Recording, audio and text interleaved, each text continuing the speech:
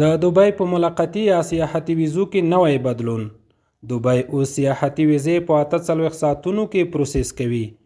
د متحده عربي اماراتو رسنیو راپور ورکړی چې متحده عربي امارات د سیلانیانو لپاره راتګ نور هم اسانه کوي.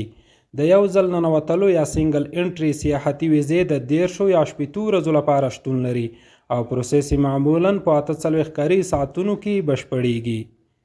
دا نوښت د دوبۍ د استوګنې او بهرنیو چارو د عمومي ریاست GDRFA لخوا د روانو هڅو یوه برخه ده ترڅو د متحده عربي اماراتو ته د ننوتلو پروسې ساده کړي او د سیلانیانو د راتګ لپاره اسانه تجربه رامنځته کړي.